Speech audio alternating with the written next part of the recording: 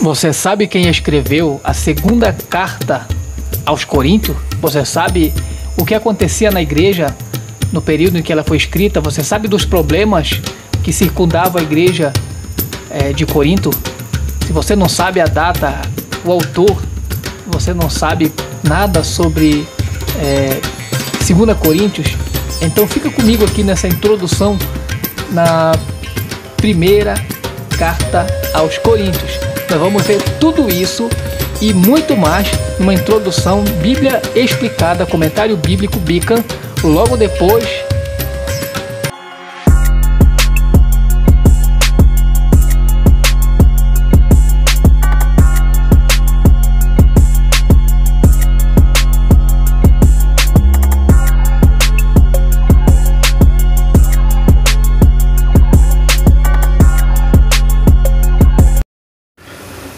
Bíblia Explicada, comentário bíblico Bican. Vamos trazendo mais uma introdução no Novo Testamento, continuando a série de Bíblia Explicada. Vamos ver uma introdução em 2 Coríntios. Vamos ver na parte A um documento pessoal. Na parte B vamos ver a integridade literária da carta de Paulo aos Coríntios. Na parte B ainda vamos ver primeiro a autenticidade, segundo a unidade. Vamos ver também na parte C, situações históricas a respeito da carta de Paulo a 2 Coríntios. Na parte C vamos ver primeiro a cidade de Corinto e a fundação da igreja. Na parte 2 a gente vai ver o relacionamento de Paulo com a igreja de 2 Coríntios. E daí então a gente conclui esta introdução a 2 Coríntios no comentário bíblico Bican, na nossa série de Bíblia Explicada, a mensagem. Então, se você ainda não é inscrito, se inscreve aí, ativa o sininho para não perder as notificações desta série que irei postar aqui, para que você fique inteirado todas as vezes que eu adicionar um vídeo aqui no canal. Introdução, parte A, um documento pessoal. Nenhuma das outras cartas de Paulo nos conduz tão profundamente ao coração do homem e do apóstolo como essa carta à igreja de Corinto. Nessa obra, escreve Ransom, de modo abruptamente fragmentado, sem que nenhuma aresta tenha sido aparada. Eis um pedaço da vida de Paulo, autêntico, espontâneo, desconcertadamente complicado, mas bastante interessante. Assim como Filipenses nos surpreende ao revelar a qualidade do comportamento de Paulo como cristão, 2 Coríntios também nos deixa perplexo pela revelação da qualidade radical do seu compromisso como apóstolo. O propósito desta carta, ela representa o pulsar emocionado daquele ministério do evangelho que pertence a cada um dos membros de Cristo, tanto leigos como clérigos. Seu comportamento, seu conteúdo, seus recursos, seu caráter, seu testemunho estava predestinado e inescapável. Verdade de que a missão da igreja, como corpo de Cristo, é continuar com o sofredor, abnegado e sacrificado ministério de nosso Senhor e Salvador Jesus Cristo. Humanamente falando, esta carta tinha a finalidade de fazer a reconciliação pessoal de Paulo como pai espiritual com seus insolentes filhos na fé.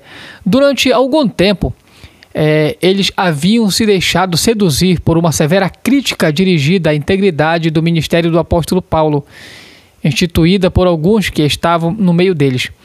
Paulo enfrentou esse ataque à sua vocação pessoal, apelando ao próprio caráter do evangelho em si. É interessante observar que em Gálatas, quando alguém tentava anexar um compromisso legal ao evangelho da graça, Paulo argumentava de forma reversa da origem divina do seu apostolado à integridade do seu evangelho. Para ele, a mensagem e a maneira da sua comunicação Elas eram inseparáveis. A forma do seu ministério era determinada pela natureza da sua mensagem. Portanto, à medida que Paulo defende o seu ministério, somos novamente confrontados com o efetivo testemunho da realidade expressada ou expressa pela vinda de Deus ao mundo em Cristo Jesus. Além das seções mais pessoais, como você pode ver no capítulo 1, versículo 1 e 11, o capítulo 6, versículo 11 e 16, e o capítulo 13, do versículo 11 ao 14, e da sua preocupação como o projeto da coleta de contribuições, que está lá no capítulo 8, do versículo 1 até o capítulo 9, do versículo 15, esta carta está dividida em duas seções principais.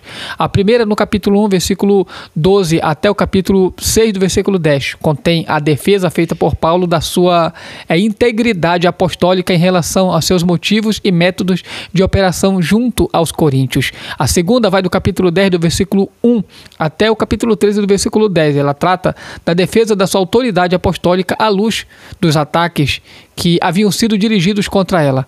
A necessidade de defender a integridade da sua existência em tais dolorosas circunstâncias pessoais revela a fundamental força motriz do homem.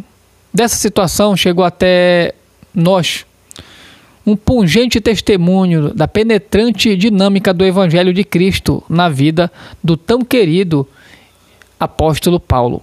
A parte B fala da integridade literária. Primeiro, vamos ver a autenticidade. A carta afirma ter vindo das mãos do próprio Paulo. Paulo, apóstolo de Jesus Cristo, a igreja de Deus que está em Corinto. Isso você vê no capítulo 1, no versículo 1. Todas as indicações nelas contidas afirmam essa afirmação. Na igreja antiga não havia qualquer dúvida quanto à autoria de Paulo, e ela permanece indiscutível até nos dias de hoje.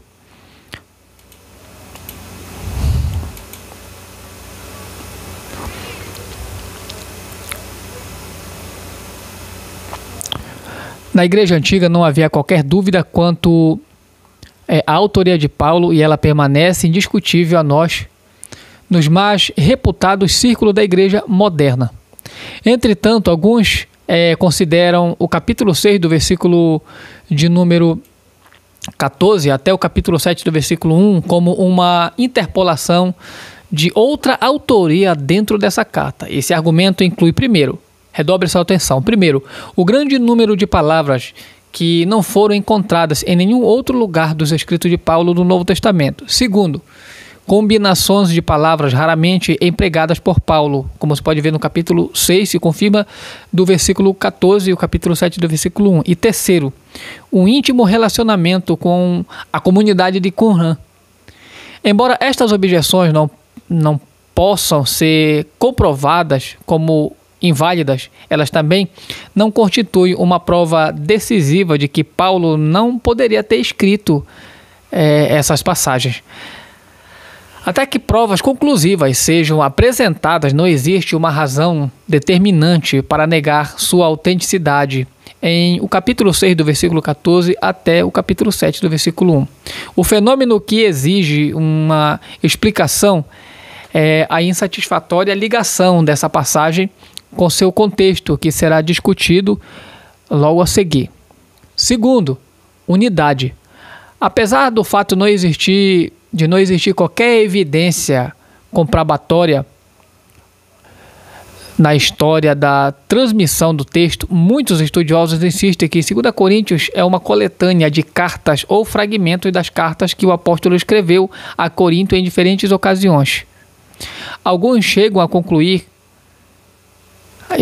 que se deve incluir não só o capítulo 6 do versículo 17 até o capítulo 7 do versículo 1 e os capítulos 10 do versículo 13, mas também o capítulo 2 do versículo 14 até o capítulo 7 do versículo 4 e o capítulo 9 como originários de uma ou mais cartas de Paulo.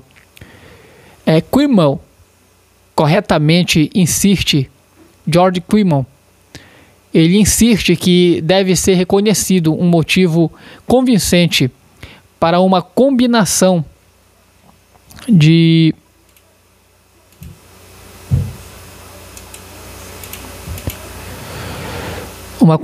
secundária antes de se abandonar a unidade dessa carta. Porém, ele não encontra ninguém que esteja de acordo com essa posição entre as propostas daqueles que desejariam reconstruir essa carta. Somente duas passagens foram suficientemente desafiadas para merecer a nossa atenção. Capítulo 6, do versículo 14 até o capítulo 7, do versículo 1, e os capítulos 10 e 13. Como no capítulo 6, do versículo 14 até o capítulo 7, do versículo 1, parece interromper o pensamento que faz a conexão entre o capítulo 6 do versículo 13 e o capítulo 7 do versículo 2, muitas vezes se afirma que se trata de um fragmento interpolado de uma primeira carta conhecida como carta anterior. Você vai ver ele mencionar sobre ela. Alguns pensam que, supostamente dizem que existiam 3 cartas de Paulo, e aqui você pode ver que fala de carta anterior. Os estudiosos chamam isso de carta anterior, do capítulo 5 do versículo 9 de 1 Coríntios. Entretanto, o conteúdo parece estar em desacordo com essa proposição, pois a carta faz uma advertência contra a amizade. A amizade com alguém devasso que se liga a algum irmão, que se diga pessoalmente ser um irmão. Você vai ver isso lá em 1 Coríntios capítulo 5 do versículo 11. Nesse caso, a advertência é contra se prender a um jugo desigual com os infiéis. Você vai ver isso no capítulo 6 do versículo 14. Filson, estudioso, também sugere: o texto em o capítulo 7 do versículo 2 não sucede o capítulo 6 do versículo 13 tão suavemente como alguns dizem ou disseram. Esse versículo pode ser entendido como a retomada de um apelo depois de uma interrupção. Paulo pode ter feito uma pausa depois de pedir aos coríntios para abrir seus corações a fim de preveni-los contra ser demasiadamente liberais em suas amizades. Porém, mesmo se esta conexão com o contexto não puder ser observada, não há razão porque não poderia ser um exemplo da tendência do apóstolo de se desviar do assunto principal, devido talvez ao fato de ter escrito essa carta em diferente cenário. Muito difundida é a premissa de que o capítulo 10 e o capítulo 13 foram escritos antes dos capítulos 1 e 9, e que constituem parte daquilo que tem sido chamado de carta triste ou carta intermediária, que se pode ver no capítulo 2, do versículo 3 ao 9. Esta carta, escrita em muita tribulação e angústia do coração, como se pode ver no capítulo 2, do versículo 4, havia tornado possível a reconciliação do apóstolo com a igreja como um todo. O problema se origina principalmente de uma mudança no sentido de uma reconciliação já conquistada nos capítulos 1 ao 9, para um renovo ataque contra alguns, no capítulo 10 do versículo 2, da igreja a quem Paulo dá o nome de falsos apóstolos. No capítulo 11 do versículo 13, ele tem receio de que em sua volta não encontrá-los como gostaria, no capítulo 12 do versículo 20, e diz que não os perdoaria, no capítulo 13 do versículo 2. A favor dessa afirmação foram acrescentados muitos argumentos. A pergunta decisiva é a possibilidade ou não de os capítulos 10 a 13 estarem colocados na mesma epístola nos capítulos 1 ao 9. Duas considerações básicas, elas eliminam esta suposta impossibilidade. A primeira diz que, embora Paulo não pareça ter mudado sua posição com respeito à igreja numa sessão posterior, existem indicações nos capítulos anteriores de que tudo não esteja compatível com a igreja. Existem diversas defesas contra uma má interpretação da conduta do seu ministério. Você vai ver isso no capítulo 4, do versículo 2 até o versículo 6, e o capítulo 5, do versículo 11 ao 15, e do capítulo 7, do versículo 2. E uma polêmica contra outros pregadores viajantes no capítulo 2, do versículo 17, até o capítulo 3, do versículo 1, e se confirma no capítulo 4, do versículo 2 e 5. Como está mencionada no capítulo 2, do versículo 6, que a maioria repreendia o ofensor. Pode ter havido uma minoria que se opunha ao julgamento de Paulo nesta matéria. Em segundo lugar, a polêmica do verso 2, capítulo 2, versículo 17, se expande nos capítulos 10 ao 13, onde Paulo indica que são apenas pessoas específicas da igreja que estão atacando. Ele fala no capítulo 10 do versículo 2, no capítulo 11 do versículo 5, no capítulo 12 do versículo 15 e o versículo 21 e do capítulo 13 do versículo 2. Paulo está escrevendo para a maioria que havia se reconciliado com ele, a fim de dar-lhe seu apoio no trato com a perigosa minoria, em cujo centro estavam os falsos apóstolos, como ele chama, no capítulo 11, do versículo 13. Além disso, é difícil sustentar a identidade dos capítulos 10 até o capítulo 13 com a carta intermediária. Nada é mencionado em o capítulo 10 até o 13 sobre o evento descrito em o capítulo 2, do versículo 3 ao 9. E também nada é dito nos capítulos 1 até o 9 sobre a reação da congregação à polêmica contra os falsos apóstolos dos capítulos 10 ao 13. Em os capítulos 12 do versículo 18, Paulo volta a mencionar que havia enviado Tito com a carta. E o estudioso Rugers conclui da seguinte forma, que a dificuldade da mudança de tom e de conteúdo dos 4 últimos capítulos é mais imaginária que real. Por ser demonstrado que eles estão em uma harmonia com o persistente tema da epístola, isto é, o tema da força através da fraqueza, esse tema está intimamente vinculado todo o argumento a favor da autenticidade e da autoridade apostólica de Paulo, que os seus adversários em Corinto tentaram impugnar. É através do assombroso contraste entre sua própria fragilidade e a suprema força de Deus manifestada através dele que seu apostolado é indiscutivelmente autenticado para o mundo todo. Parte C. Situação histórica. Primeiro, a cidade de Corinto e a fundação da igreja. A cidade de Corinto, capital da província romana da Acaia, era uma cidade comercial próspera localizada no istmo de Corinto. Através dela passavam as principais rotas terrestres entre o Ocidente e o Oriente, assim como inúmeras rotas marítimas. Sua população era constituída por uma cosmopolita mistura de romanos, gregos, orientais e judeus.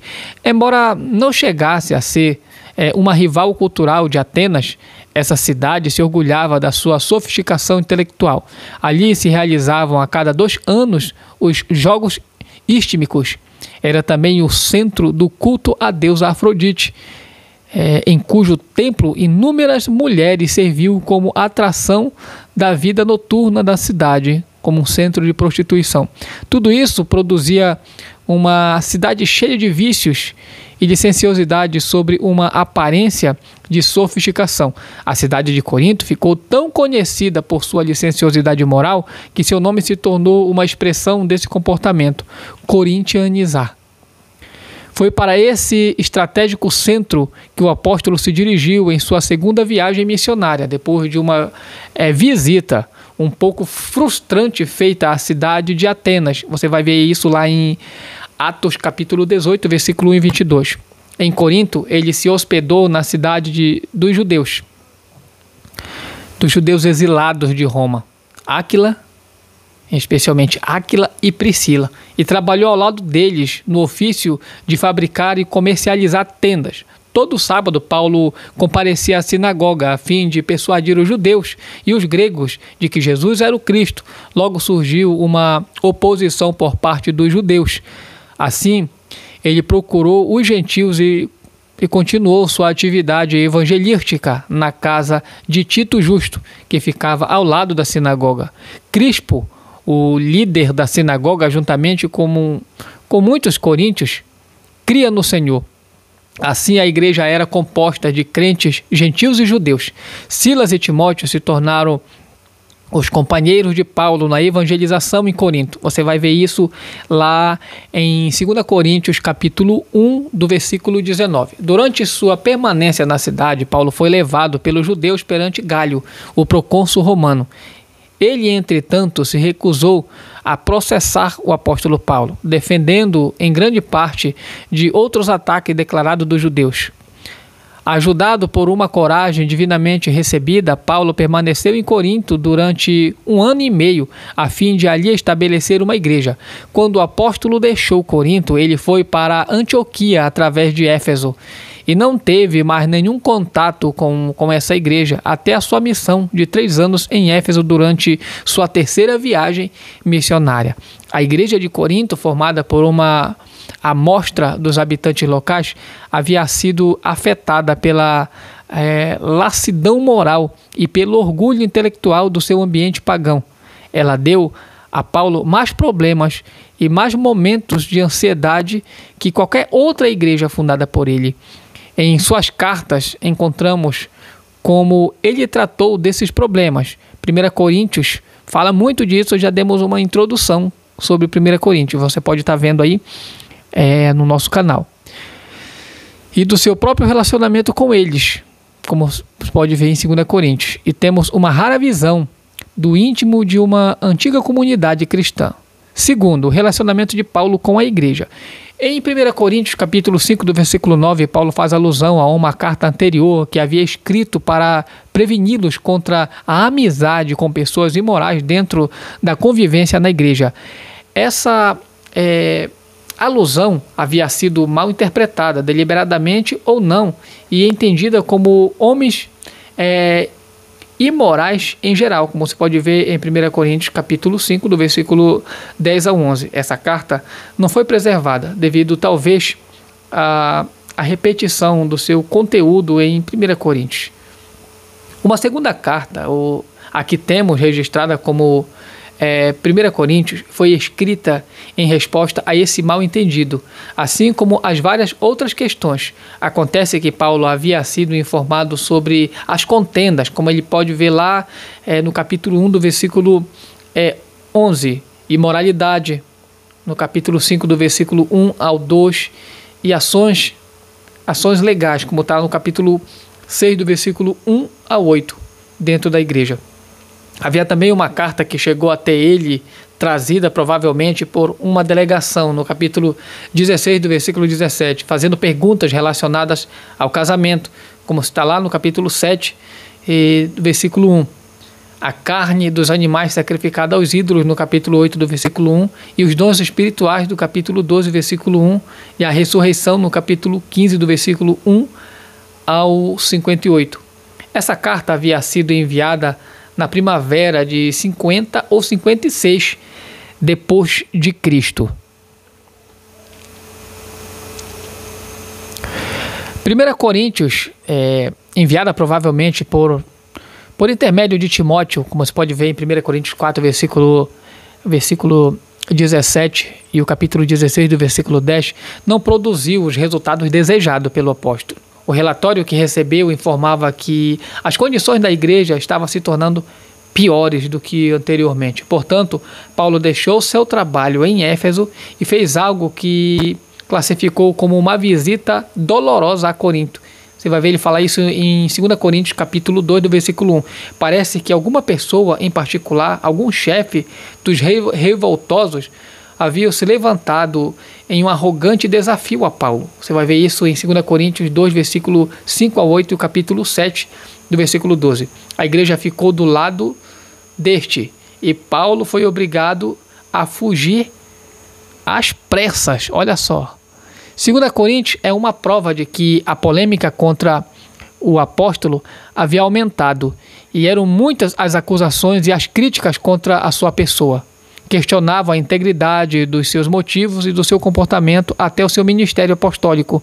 Você vai ver no capítulo 1 do versículo 13, no capítulo 3 do versículo 1, no capítulo 4, versículo 2 e 5, no capítulo 5, versículo 11 ao 12, o capítulo 6 do versículo 3, o capítulo 7, versículo 2, o capítulo 10, versículo 2, o capítulo 7, versículo 13, o capítulo 11, versículo 5,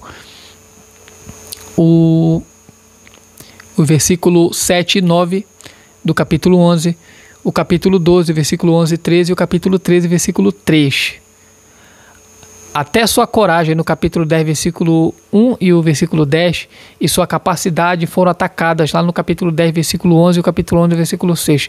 Parece que as críticas a Paulo vieram de uma minoria. Você vai ver no capítulo 2, do versículo 6, e estavam centralizadas em alguns judeus cristãos, como se vê no capítulo 2, do versículo 6, que haviam conseguido penetrar na congregação através de recomendações e da sua própria indicação. Você vai ver isso no capítulo 3, versículo 1, e o capítulo 10, versículo 12 e o versículo 18. De acordo com Kummel, eles não eram judaizantes, mas opositores palestinos da missão de Paulo e da dignidade apostólica, que haviam se juntado a um grupo divergente e aparentemente gnóstico do ministério de Paulo, e que já era evidente lá em 1 Coríntios.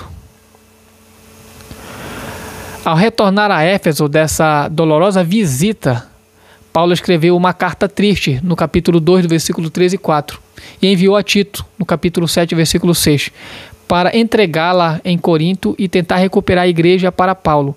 Depois da partida de Tito, esta preocupação de Paulo iria impedi-lo de continuar seu trabalho. Portanto, ele partiu para Troade, depois para a Macedônia, no capítulo 2, do versículo 12 até o versículo 13, o capítulo 7, do versículo 5, a fim de guardar o retorno de Tito. Quando este chegou trazendo a informação de que a igreja havia cuidado do ofensor e que haviam novamente se submetido à autoridade do apóstolo, Paulo sentiu-se reconfortado. No capítulo 7, do versículo 6 e 12. Portanto, depois de um ano na Macedônia, no capítulo 8, do versículo 10 até o capítulo 9, do versículo 2, e depois de ter escrito 1 Coríntios, Paulo escreveu à igreja de Deus em Corinto. Ele incluiu todos os santos que estão em toda a Acaia, no capítulo 1, do versículo 1. Ele lhes pediu para preparar o caminho para a sua terceira visita. Nessa carta, ele expressa seu alívio com o sucesso da missão reconciliadora de Tito e responde às aviltantes acusações de seus críticos. Em toda essa carta, mas especialmente nos capítulos 10 até o 13, ele entendeu ser necessário defender a legitimidade do seu apostolado. Embora as relações entre o apóstolo e a igreja, como um todo, tivessem sido restauradas, ainda permanecia alguma oposição a Paulo em Corinto. Ele esperava remediar totalmente a situação que lá se apresentava. Depois da restauração de relações normais, Paulo ainda estava preocupado em reativar e levar ao término o projeto das coletas. Você vai ver nos capítulos 8 e 9. Em sua terceira visita a Corinto, no capítulo 12, do versículo 14 e do capítulo 13, do versículo 1 e 2, ele passou lá o inverno, antes de prosseguir viagem para Jerusalém com as ofertas recebidas para os necessitados cristãos que lá viviam. As três seções bem definidas dessa carta, no capítulo 1, do versículo 7, do capítulo 8 até o 9 e do capítulo 10 até o 13, refletem a perspectiva do apóstolo nas sucessivas fases das suas relações com a igreja. Ao escrever os capítulos 1 até o 7, ele recorda a sua ansiedade e seu alívio quanto à missão de Tito. Os capítulo 8 do capítulo 8 até o capítulo 9 refletem sua presente posição de procurar motivar sua generosidade, e os capítulos 10 e 13 consideram alguns fatores futuros que ainda iriam precisar da sua atenção especial para a igreja. Se você está gostando desse conteúdo, então não esquece de curtir, comentar. Se ainda não é inscrito, se inscreve e compartilha esse conteúdo. Até a próxima, que Deus abençoe, e não deixe de de assistir esse conteúdo dessa série Bíblia Explicada, comentário bíblico BICAM, especialmente, em primeiro lugar, o Novo Testamento. Fique com Deus e até a próxima.